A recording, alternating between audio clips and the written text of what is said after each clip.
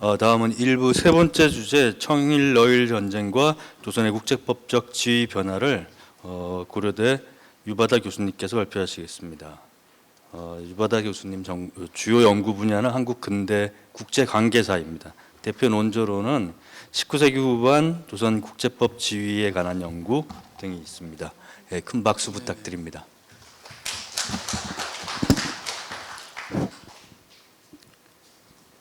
네, 안녕하십니까, 유바다입니다.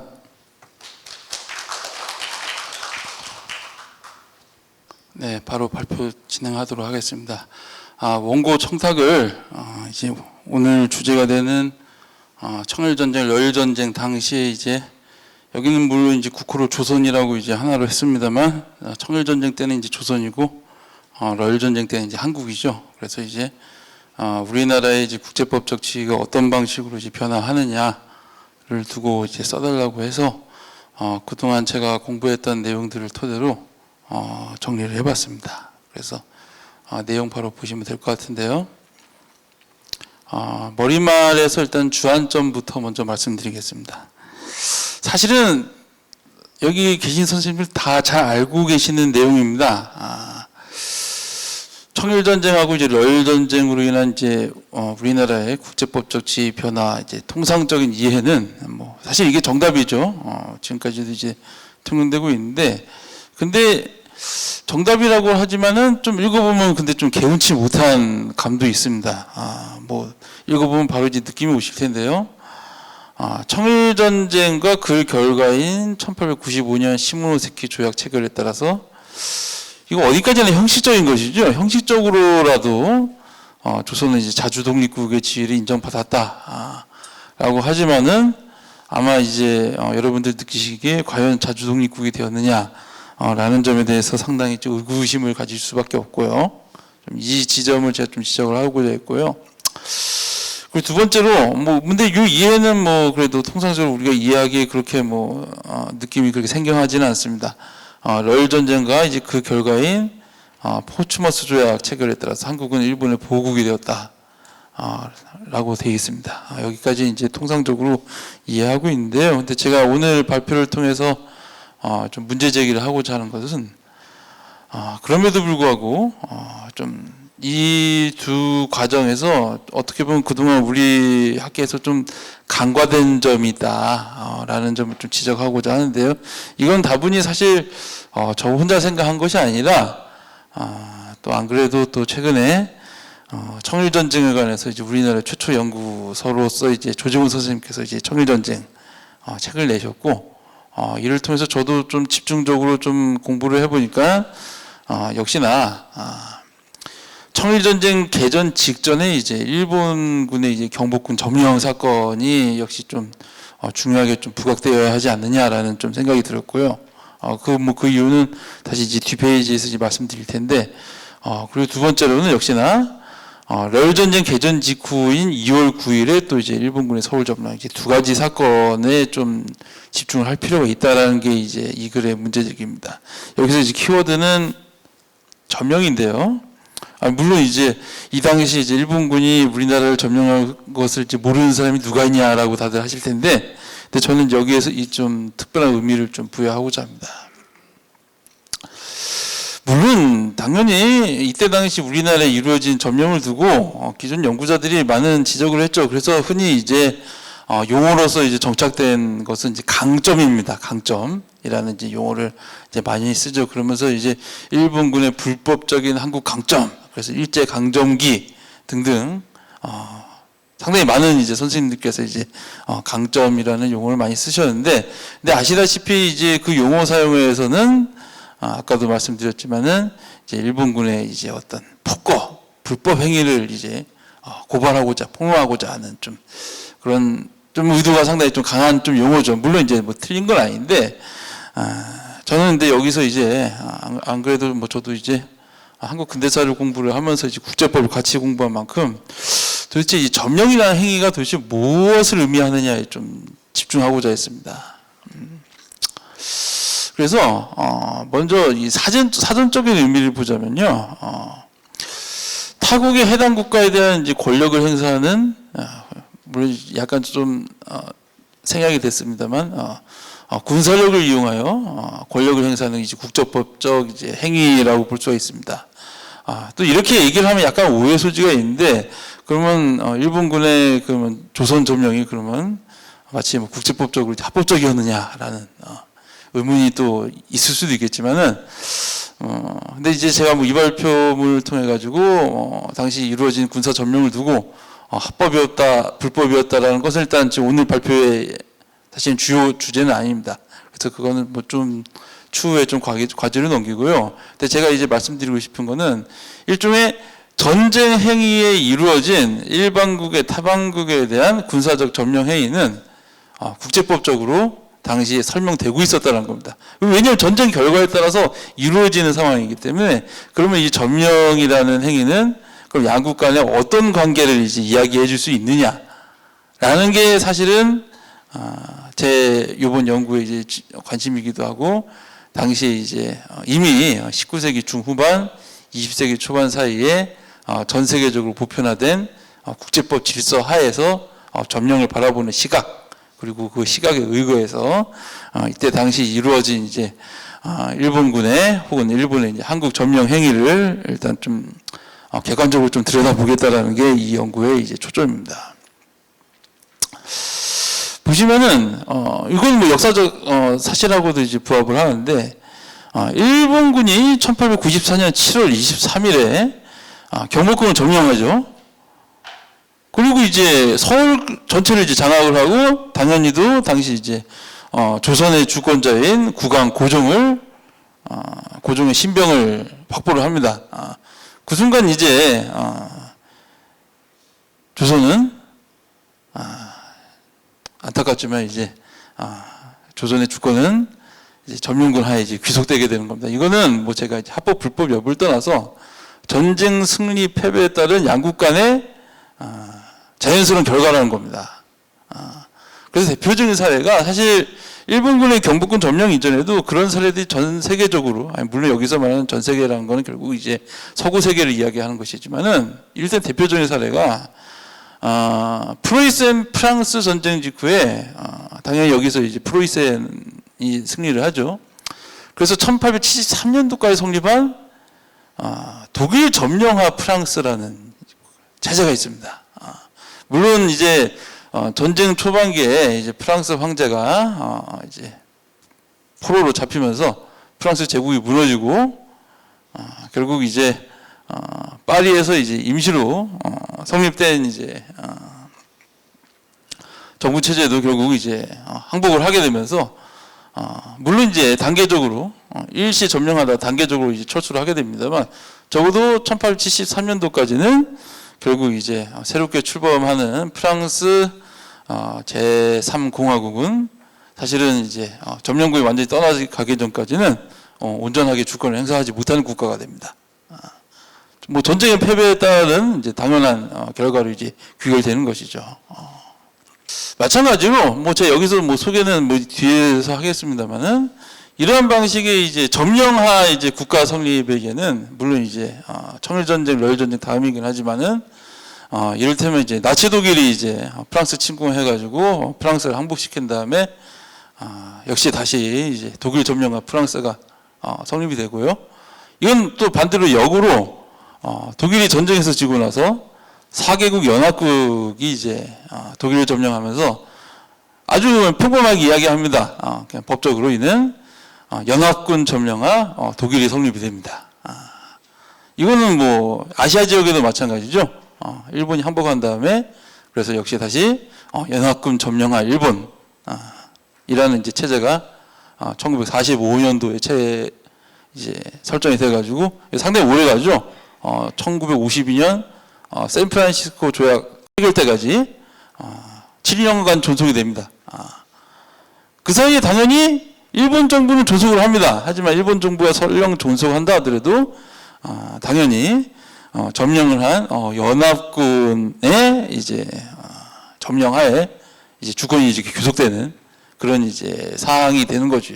그러니까 뭐 점령이 되었다라 가지고 그 나라 자체가 완전히 없어지는 것은 아닙니다. 이를테면은 뭐 이거는 뭐 프랑스의 사례도 그렇고 독일의 사례도 그렇고 독일은 좀 다르지만서도 특히 일본의 사례를 통해 볼 때 물론 도대체 그 점령하에 국가 내지 아니면 정부의 존재가 도대체 무슨 의미냐라고 얘기할 때 상당히 의미가 좀 떨어지긴 합니다만 그럼에도 불구하고 국가와 또 있고 없고는 또 차이가 있는 겁니다. 그래서 이제 그런 점에 착목해가지고 1894년 당시 그리고 또 1904년도 당시에 우리나라의 어떤 이제 법적 지위 변화를 좀 살펴보면 좀 더 다른 차원에서 좀 이야기할 수 있지 않겠냐는 측면에서 좀 접근해봤습니다. 그래서 이제 제 얘기는 이 점령이 이와 같이 매우 중요한 의미가 있는 국제법적 의미를 지니고 있음에도 불구하고 당시 일어난 점령에 대한 좀 심도 있는 접근은 좀 아직까지 이루어지지 않은 게 아니냐. 그 증거를 말씀드리자면요. 당장 1894년 7월 일본군의 경복궁 점령도 지금 우리나라에서 보면은 정확한 용어 설정이 안 돼 있어요. 뭐 별별 용어들이 다 있습니다. 뭐 경복궁 점령, 왕군 점령, 뭐 정변, 사변, 뭐 심지어 최근에 무슨 외란 이런 얘기까지 나오고 있죠. 그러니까 이게 지금 정립이 안 돼 있다는 거는 아직까지 우리 학계에서 관심이 적거나 아니면은 그만큼 이제 어떤 개념 설정에 대한 어떤 이제 충분한 접근이 이루어지고 있지 않았다 이렇게 말씀드릴 수 있고요. 심지어 1904년 2월 일본군의 서울 점령은 이를 지칭한 용어가 아예 없습니다.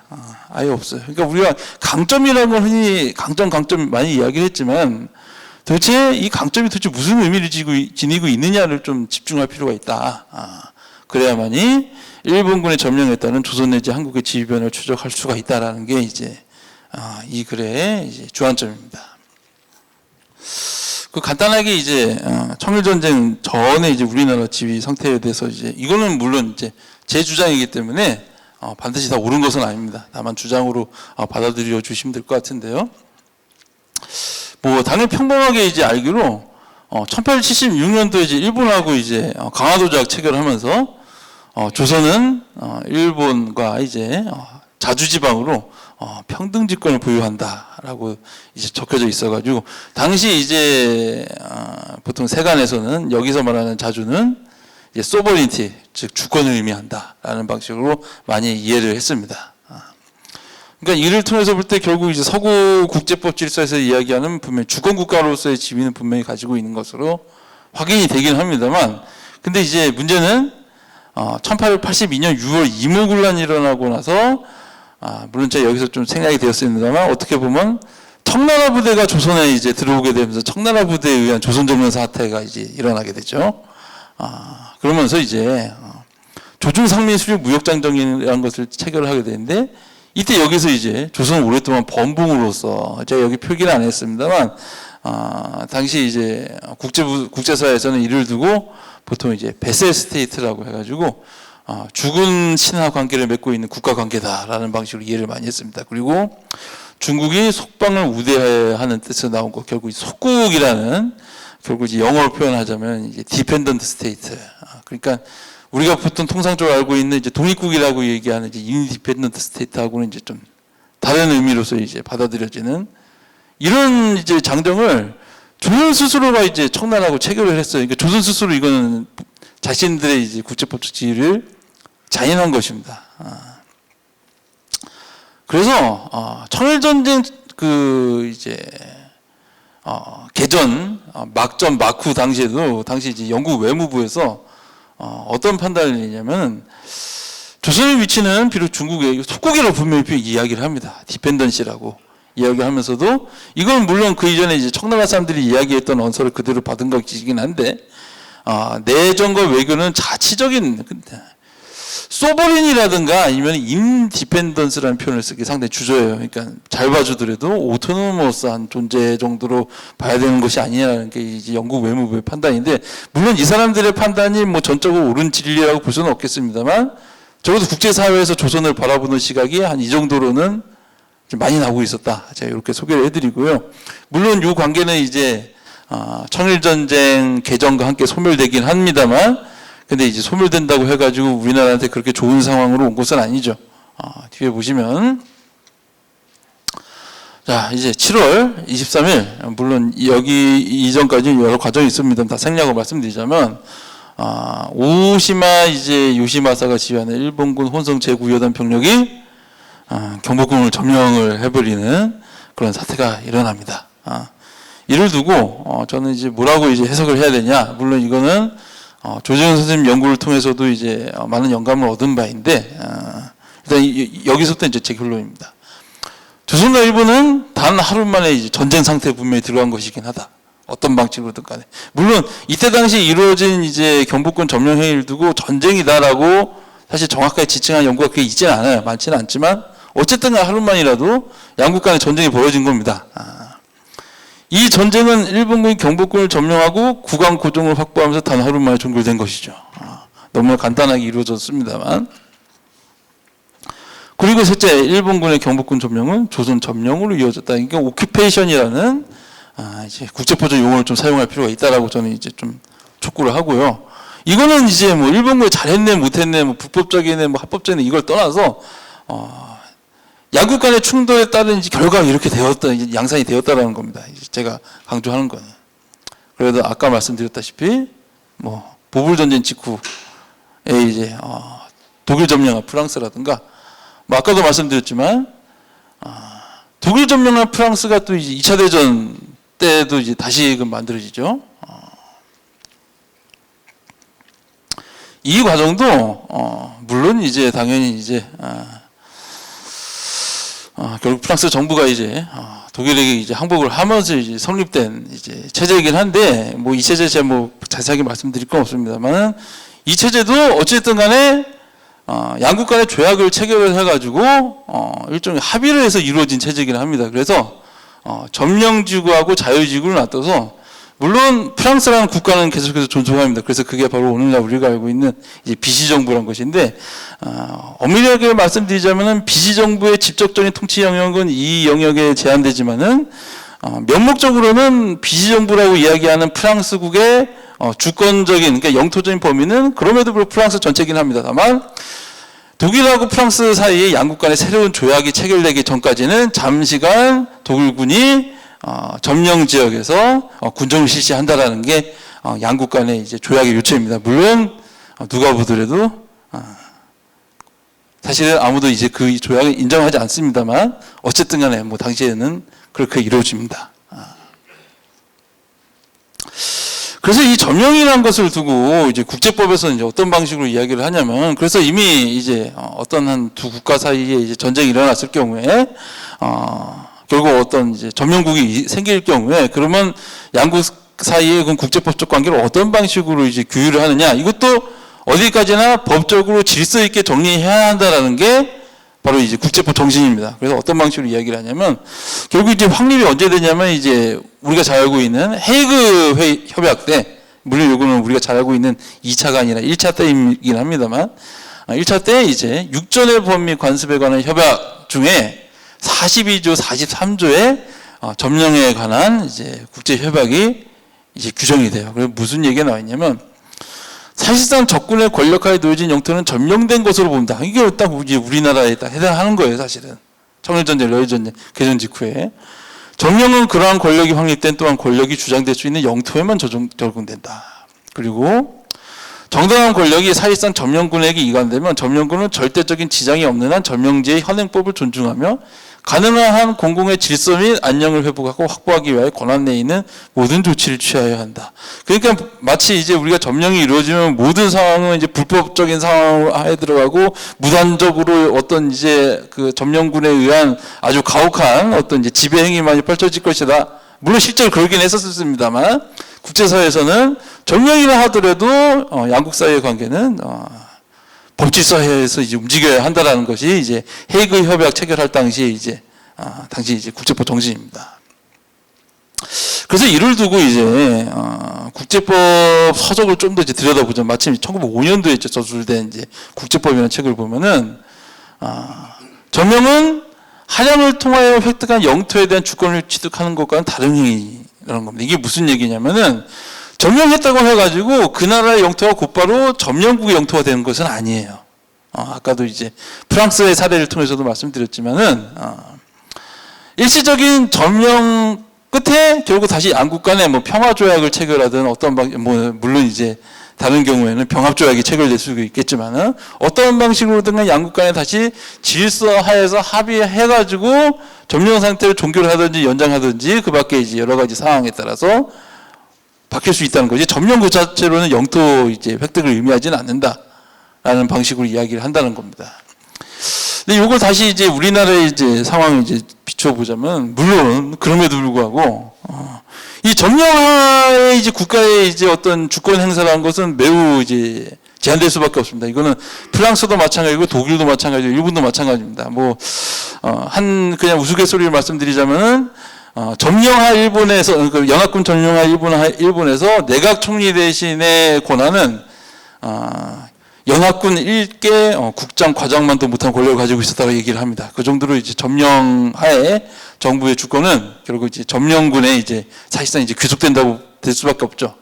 그래서 결국 우리나라는 일본 의지대로 운영될 수밖에 없는 거죠. 물론 이제 이 이야기를 하면 이제 또 이제 갑오개혁의 또 자율성, 타율성 논쟁으로 또 이제 치달을 수밖에 없겠습니다만 그 얘기는 뭐 지금 당장 좀 하기 어렵고요.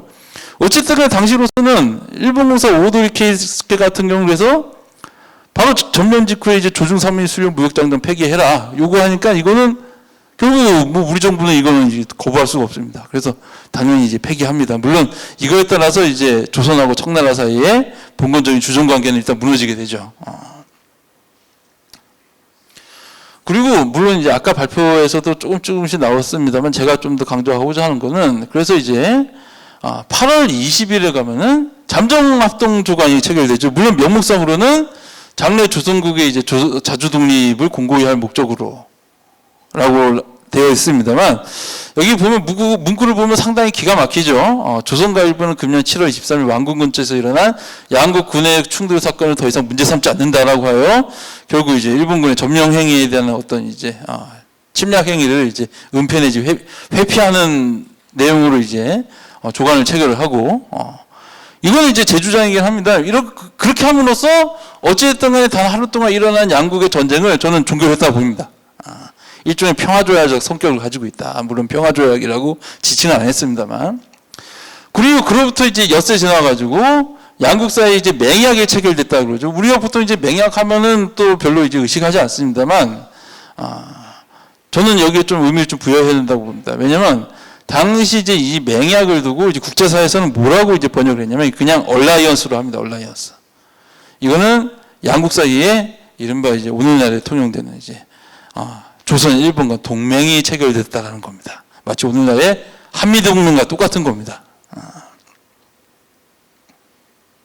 근데 문제는 일본 점령하 조선이 사실 동등하지 않은 상황에서 일본과 동맹 상태에 돌입했다는 것이 중요한 겁니다. 이를테면은 당시 이제 역시 또 통용되고 있었던 이제 만국공법이라는 이제 국제법 서적을 따르면 당연히 독립국 간에 자유롭게 체결된 동등한 동맹조약은 그들의 주권을 손상시키지 않는다. 마치 물론 이것도 논쟁의 여지는 있습니다만 어찌됐든 간에 한미 상호 방위 조약은 동등한 한국, 미국 양국 간의 동맹이기 때문에 상호 간의 주권을 침해하지 않는 것이 일단 형식적으로 옳은 것이죠. 근데 이 휘슨이 이제 뭐라고 얘기하냐면 이제 만국공법 저자가 그러나 불평등한 동맹 혹은 보호조약 등은 그 조간에 따라 그 주권의 제한이나 인증에 영향을 줄 수가 있다라는 방식으로 이야기를 합니다. 그러니까 불완전한 주권국으로서의 지위를 가질 수도 있다라는 겁니다. 그러니까 그 점령하 있는 조선과 일본의 동맹은 누가 보더라도 평등한 관계 조약은 동맹 조약은 아니었으므로 결국 겉으로는 물론 이제 조선의 자주 독립을 공고히 하기 위해서 잠정 합동 조간하고 조율 맹약을 체결했다라고 하지만 실질적으로는 조선의 주권은 이 동맹 조약 체결로 인해서 오히려 더욱더 이제 심각하게 이제 손상되고 있었다라고 봐야 되는 것이 옳을 것 같습니다. 물론 형식적으로는 시모노세키 조약 체결돼 가지고 조선국의 완전 무결한 독립자주가 이제 확인이 되었습니다만 지금 와서 생각해 보면은 이거는 청국과의 이제 종속 관계가 이제 폐기되었을 뿐이지 일본과의 관계는 전혀 정리되지 않았다. 이렇게 볼 수 있을 것 같습니다. 그런 사이에 사실 우리가 뭐 1905년도 이제 일본 보호국화 보통 이야기를 하지만은 그 전에 이미 청일전쟁 당시 때도 보호국화 시도가 있었죠. 대표적으로 이제 일본 공사라고 있었던 이노우에 가오루가 뭐 이런 얘기를 하죠.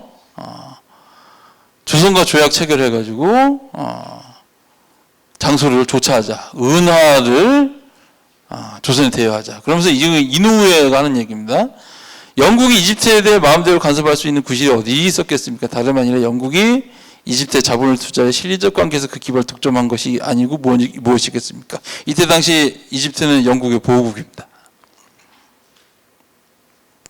물론 이제 대외적 상황에 따라서 포기하죠. 왜냐하면 삼국 간섭이 일어나면서 일본의 이제 독점적인 지위가 무너지게 되면서 결국 나중에는 이제 조선은 독립국이다라는 소리를 하긴 합니다만 결국 또 삼국 간섭에 따른 열세를 만회하기 위해서 을미사면을 일으켜버리죠. 뭐 그런 이제 사태를 지나가지고 결국 이제 그 이후로 이제 독립이 되는데 어쨌든 형식 논리로 따지자면은 결국 1890년 2월 국왕이 경복궁을 탈출해 러시아 공산화를 피신하면서 일본 점령과 조선은 일단 뭐 해제되었다라고 보는 것이 일단은 좀 타당하겠죠. 근데 그렇다고 해서 일본군의 점령 상태가 완전히 해소되었다라고 좀 보기도 좀 어려운 게 여기서부터 이제 점령이라기보다는 일단은 이제 주둔이라는 용어로 일단 대체를 할 수밖에 없는데요. 이제 아간 파천 직후에 이제 러시아 공사랑 이제 일본 공사 사이에 이제 각서 체결하죠. 여기 보면은 양국 사이에 조선해에서의 결국 이제 부대 주둔권이 인정이 됩니다. 그래서 한 개 대대 규모의 조선국 주차 수비대, 서울에 2개 중대, 부산 원산 각 1개 중대를 상시 배치한다. 이렇게 할 경우에 물론 이제 일본의 독단적인 조선 점령 상태는 비록 해제가 되었다 하더라도 그럼에도 불구하고 주요 지점에 일본군이 조선의 의사하고 관계없이 이렇게 이제 주둔한다는 것은 과연 완전한 독립국으로 볼 수 있겠느냐라는 이제 의문이 좀 따르고요. 결국 이 문제는 결국 이제 1904년 이제 러일 전쟁 이제 개정과 함께 이제 확실하게 이제 불거집니다. 그래서 아까 이제 물론 서민교 선생님께서 발표를 하셨겠습니다만 아주 뭐 요점만 다시 말씀드리자면 2월 8일에 러일 전쟁이 개시되자마자 일본군 임시파견대가 추가로 인천 일대에 상륙을 합니다. 그래서 임시파견대는 일본군 제1군에 소속되어 있는 12사단의 각 연대에서 한 개 대대씩을 차출해서 편성된 부대였는데 상륙 이튿날 2월 9일 즉시 서울을 점령합니다. 그러니까 1894년 7월 23일에 일본군의 경복궁 점령이랑 똑같은 행위가 일어난 겁니다. 그래서 2월 10일에 이르면 일본군 2개 대대가 점령한 서울에서 러시아 공사관은 추방이 시작됐고요.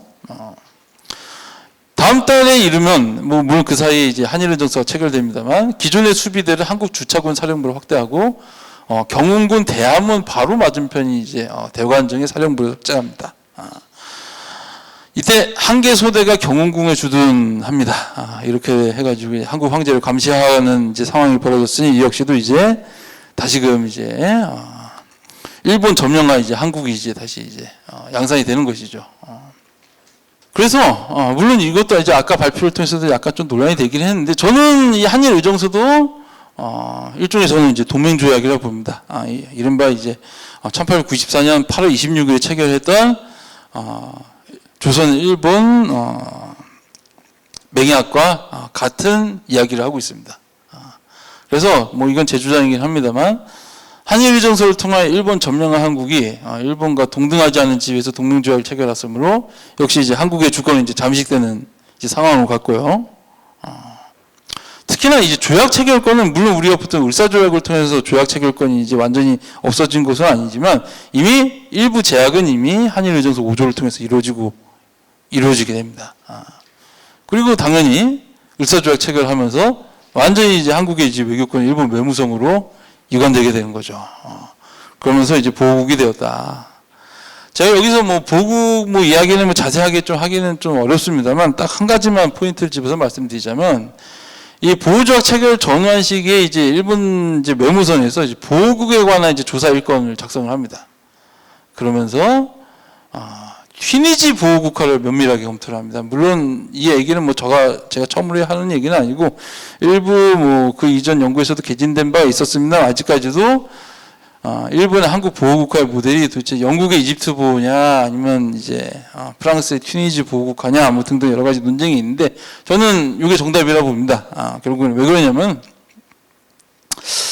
일본이 한국을 관찰한 보호국 및 특히 통감제도, 레지던트 제너럴을 이제 설치하는 제도는 이거는 영국이 이집트한테 행한 건 아니에요. 이거는 철저히 이제 프랑스식 방식입니다. 그래서 프랑스의 튀니지 보호국가 혹은 마다가스카르 이제 보호국가의 사례를 따르면서 또 일본의 사정에 맞게 그 내용을 고쳐 사용한 것이 이제 뭐 제 주장이긴 합니다. 이러한 방식으로 이제 결국 러일 전쟁 끝에 한국 보호국가는 이러한 방식으로 귀결이 되었고요. 그 이후 뭐 병합에 이르는 과정은 또 역시 그건 이제 또 러일 전쟁 이후에 한창 이후에 또 여러 가지 국면의 이후의 이야기이기 때문에 여기서는 뭐 다루지 않고 발표는 여기서 마치도록 하겠습니다. 네, 이상입니다. 네, 감사합니다. 유바다 교수님. 앞에 두 분 선생님의 발표는 청일 전쟁과 러일 전쟁의 이 일본의 점령과 군정에 관한 것이었다면 유바다 선생님은 그것을 국제법적 관점에서 주권 상황과 관계해서 이렇게 발표해 주셨습니다. 토론은 고려대학교 구선희 선생님께서 해주시겠습니다. 구선희 선생님은 아세아 문제연구원 연구위원으로 계시고요. 주요 연구 분야는 한국 근대 대외 관계사입니다. 대표 논조로는 한국 근대 대청 정책사 연구, 고종의 서구 근대법적 대외 관계 수용 과정 분석 등이 있습니다. 예. 구선희 선생님께 큰 박수 부탁드립니다.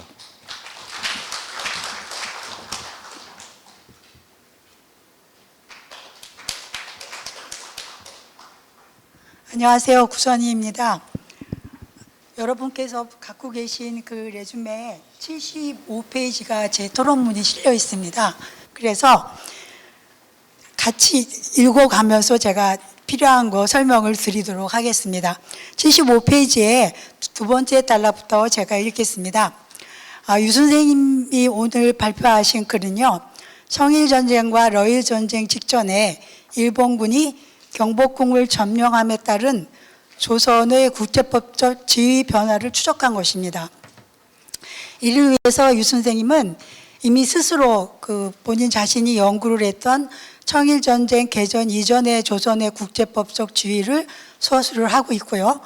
이제 이에 이어서 이전에 발표에서 들으신 바와 같이 1894년 7월 일본 점령 아래서 맺어진 일본과의 불평등 동맹과 이후 러일 전쟁을 거쳐 대한제국의 일본 보호국가까지에서 나타나는 조선의 국제법적 지위에 관해 서술을 하고 있습니다. 청일전쟁 이후 조선과 청 그리고 일본, 지금 보통은 조선, 중국, 일본이라고 얘기를 하는데 이 시기에 중국의 그 나라 이름은 청이었습니다. 그래서 이 3국이 근대 국제법 체제 하에 들어가서 그 속에서 체결된 조약의 원문을 국제법 조항에 따라서 국제법의 연원을 들며 분석한 글입니다. 이런 글에 제가 국제법도 전공자 아니고 그래서 굳이 그렇게 논쟁할 수 있는 여지는 많지 않은 것 같습니다. 다만 청일전쟁 이전에 조선에서 전통적 동아시아 국제 질서와 서구 근대 국제법 질서가 착종하던 시기에, 그러니까 이 글의 2장에 관한 것입니다. 이거에 관해서는 유바다 선생님의 글을 읽고 제가 느낀 소감이 있고 이전부터 쭉 유바다 선생님 의견에 저는 동의하지 않아 왔습니다. 그래서 오늘 이거에 대해서 여러분들과 함께 토론을 하고자 합니다. 물론 유 선생님도 잘 알고 있습니다. 그렇다는 걸. 유 선생님은 제2장에서 청일 종주권 이래 조선은 천국의 속국이라고 했습니다. 이때의 종주권이란 말과 이 시기의 국제법적 근대 국제법이라는 게 무엇인가에 대해서 우리가 잘 유의를 해야 되는데요. 19세기도 그렇고 지금도 마찬가지죠. 법을 만드는 것은 법을 만드는 사람의 의도가 반영이 된 거고요. 19세기 국제법이라는 거는 근대 국제법을 말하는 거죠. 이거는 제국주의 침탈 과정에서 나타나는 여러 가지가 다 반영된 국제법입니다. 그것이 19세기 중반에 들어오면, 조선으로 들어오면, 조선은 수천 년 동안 중국과의 관계에서, 특히 동아시아 국제 질서라는 것은 조공 책봉 체제 관계죠. 그런 관계에서 근대 국제법 관계로 들어가게 돼 있어요. 그 관계에서 청일전쟁 이전까지, 조선이 문호개방을 한 1876년부터 1894년 청일전쟁이 일어나기 전까지 10수년간은 이 동아시아 국제 질서, 전통적인 그 국제 질서에서 근대 국제법 관계로 넘어가는 시기에 청과 조선이 서로 기랑하면서 자기 자리를 차지하려는 그런 과정이었거든요. 그 과정에서 우리가 조선의 국제법적 지위, 청의 국제법적 지위를 어떻게 볼 것인가, 그거에 관한 것이 이 글입니다. 근데 여기서 볼 것, 우리가 주의해서 볼 것은, 제가 이 글에 표현을 안 했기 때문에, 당시 국제법적으로, 그럼 국제법에 의해서 국가 지위를 우리가 결정을 한다, 우리가 인지를 한다 할 때, 그러면 누가 인정을 하냐? 여러 나라가 인정을 해줘야 되죠. 근데 이 시기, 지금 여기 그래서 말하는 이 시기는 여러 나라가 인정을 하지만 또 인정하지 않는 나라도 있습니다. 여러 나라가 인정하는 건 당시 중국의 청나라의 많은 이권을 갖고 있던 유럽 제국은 청의 있는 자기네 이권을 보호하기 위해서 청에 많은 찬석표를 보내요. 그렇지만 조선의 이권을 갖고 있고 조선이 자기네 나라에 굉장히 필요하다고 생각하는 나라는 청의 종주권을 부인을 해요. 물론 종주권이라고 이 당시는 쓰면 안 되지만, 이 당시에 중국이나 일본이 조선에 대해서 중국의 주권을 얘기를 할 때는, 주권이 아니라 중국의 권익을 얘기할 때는 상국권이라는 말을 썼어요. 상국지권. 조공책봉체제에서 조선은 중국을 상국으로 섬겼거든요.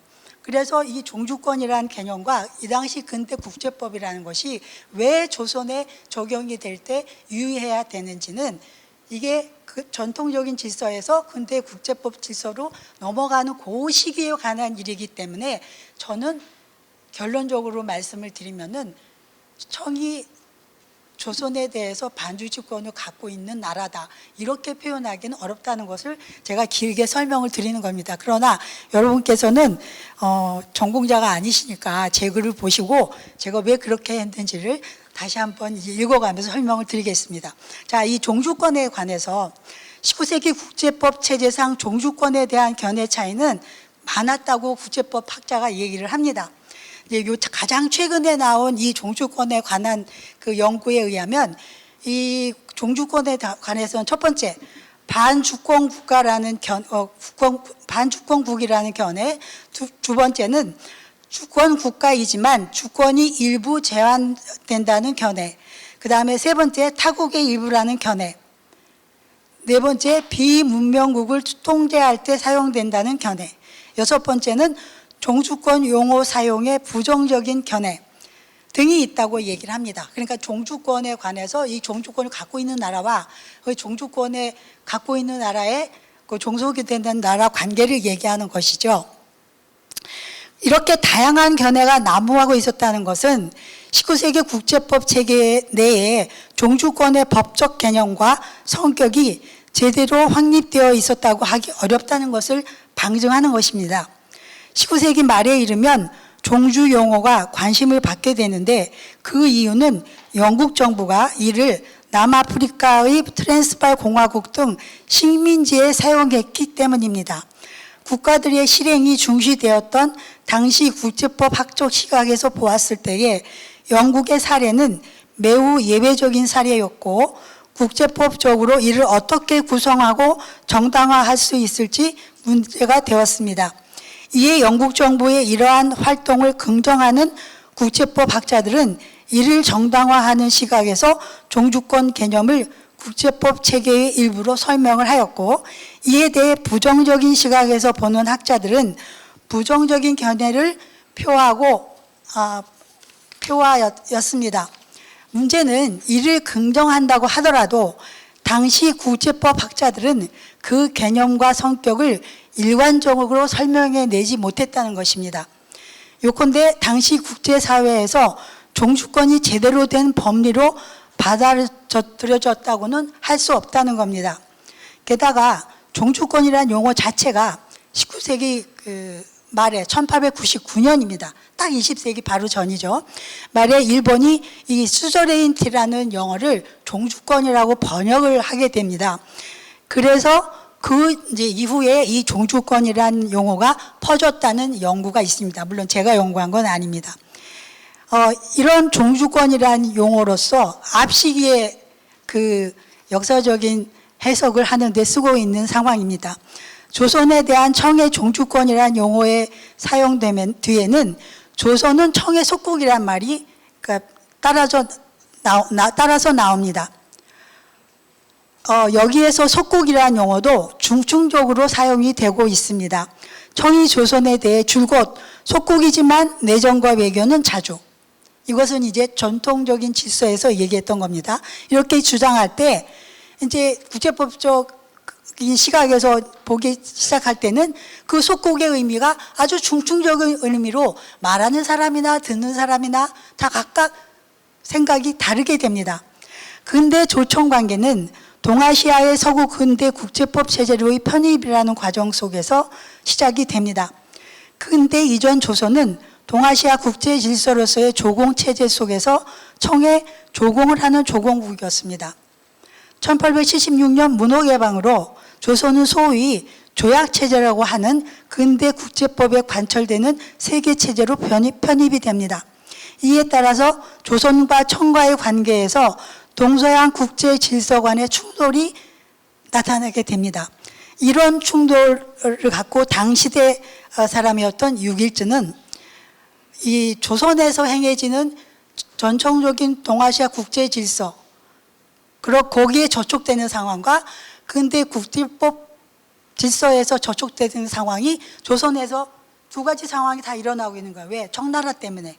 그래서 이런 상황에 대해서 육일주는 양절체제라고 얘기를 합니다. 절이라는 건 접는다라는 거거든요. 이렇게 접으면 한쪽은 전통적인 질서, 한쪽은 근대 국제법적인 질서. 이것이 조선에서 청과 조선에는 이것이 두 개 서로 통용이 되는 거예요. 문제는 여기서 아까 유바다 선생님은 조선이 자인했다고 이런 용어를 쓰는데 이 자인이라는 거는요 굉장히 우리가 그 외연과 내포를 잘 봐야 돼요. 왜냐하면 조총 상민수령무역 장정 체결 시에도 조선과 청은 서로 전통적인 관계 속에서 자신의 위치를 이용을 해가면서 서로 근대법적 위치에서 자신의 나라 위치를 정하려고 노력을 해요. 그래서 서로 활용을 해요. 그래서 조선은 아주 비근한 예로 청한테 야 중국이 우리가 임진왜란이 일어났을 때 도와줬잖아. 그럼 이런 상황에서 너네 우리 도와줄 수 있잖아. 그래서 도움을 요청해요. 인적, 물적 지원을. 그러면 청은 도와줬지. 그 도와준다. 그런데 청의 얘기는 이렇게 자꾸 경제적인 거, 물질적인 거, 인적인 교류 이런 걸 도와주면서 이제 근대적인 속국으로 만들려는 속셈이죠. 서로 다른 속셈하에서 서로 전통적인 질서하에서 일어났던 관계를 자꾸 이용하게 돼요. 그렇기 때문에 조선이 자인했다고 하면 그럼 조선이 속국을 자인했나? 이렇게 오해될 수가 있어요. 그게 아니라는 겁니다. 서로의 과거의 관계를 활용해 가면서 근대 국제법 체제하에서 자신의 위치를 탈각해서 전통적인 질서에서 가져왔던 그걸 탈각해서 조선은 근대 주권 국가로 나아가려고 노력을 했고 청나라, 중국은 근대 국제법 체제 하에서 조선을 속국화하려고 했던 거예요. 그러나 그 당시에 청나라 관료들이나 또 비근하게 조선에 가장 영향력을 많이 행사했던 북양 대신 리흥량의 같은 경우에도 서양의 속국이라는 개념은 조선에는 없었어요. 조선에. 왜냐하면 서양의 속국 개념이 전통적 질서에서 청국과 조선과의 관계 속에서 그 내용이 포괄하는 게 아주 미미했거든요. 그래서 저는 이제 얘기를 하는 겁니다. 유 선생님은 2016년에 쓴 글에서도 반주권 국가를 설명하는 과정 중에서 18세기 말 19세기 초에 국제법 학자였던 마르텐스의 말을 인용한 적이 있습니다. 이건 제가 이제 필요해서 가지고 왔는데요. 마르텐스에 의하면 주권 국가 여부에서 중요한 것은 입법권의 독립 여부에 있지 모든 종속이 자유 독립에 반하는 것은 아니었습니다. 타국과 불평등 조약, 보호, 공납, 예속 관계가 있다 하더라도 그 자체로 자유와 독립이 방해받는 것은 아니었다고 이렇게 마르텐스라는 사람은 당시 국제법을 이렇게 해석을 하고 있습니다. 그래서 저는 여기서 이제 말씀드리는 거는 전근대 조선과 청 사이의 조공관계의 실제 및 전통적 관계에서 탈각해서 근대 국제법 질서에 안착하고자 하는 조선과 청 사이의 역사적 정치적 관계의 맥락을 사상하면은 국제법의 그 문구를 그대로 갖다 대입을 해버리면 그냥 근대 국제법 하에 속국으로 들어가 버리는 거예요. 이렇게 될 수는 없다는 거예요. 왜냐하면 지금 현재도 마찬가지입니다. 사전적인 의미에서 주권 독립국가라는 게 지금 이 세계에 몇 나라가 됩니까? 그렇지 않습니까? 이거를 생각을 한다면 당시 십수년간 청나라와 조선이 서로 기란 관계에서 자기 위치를 잡고자 하는 그 시기를 조선은 청나라의 반주지국이었다, 속국이었다 이렇게 얘기하는 데는 무리가 있다는 겁니다. 그래서 저는 이제 마지막 단락을 읽어보겠습니다. 맨 마지막 단락만 읽겠습니다. 이것이 저의 결론입니다. 당시 조선의 실체적 지위를 알기 위해서는 근대 국제법 질서에 안착하는 과정에서 일어난 역사적 추이를 면밀히 파악하고, 그러니까 이거는 법 용어 갖고만 적용할 것이 아니라 당시 역사적인 상황이 어땠고 그 조선이라는 나라, 청나라라는 나라의 사회적인 상황이 어땠는지, 역사적인 맥락이 어땠는지, 당시의 국제법이라는 것이 어떤 식으로 통용이 됐고 어떻게 쓰여졌는지 이런 모든 것을 파악을 하고 난 다음에 청의 종주권이란 마법에서 벗어날 수가 있습니다. 이 종주권이라는 용어가 왜 우리한테는 특히나 또 위험하냐면 20세기에 들어오면 손문, 마오쩌둥, 지금 현대 시진핑, 조선은 한국은 예전에 중국의 속국이었다고 얘기합니다. 자기네가 종주권을 갖고 있었다고 해요.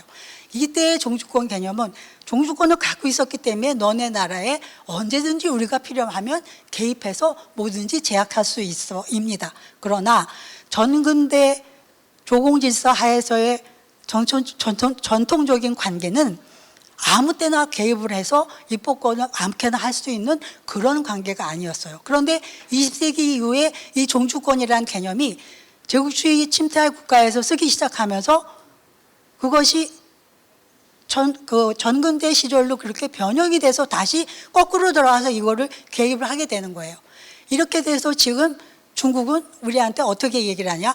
전근대 시절에는 우리가 종주권을 갖고 있었지만 우리 형제같이 평화롭게 살았잖아. 평화롭지 않았습니다. 내부적으로 보면. 그리고 그런 상황에서 지금 여차직하면 북한에 문제가 있고 남한에 문제가 있으면 우리가 개입할 수 있지. 예전에도 그래왔잖아. 그렇지 않았습니다. 이거를 저는 말씀드리고 싶습니다. 고맙습니다. 예, 감사합니다, 구선희 선생님.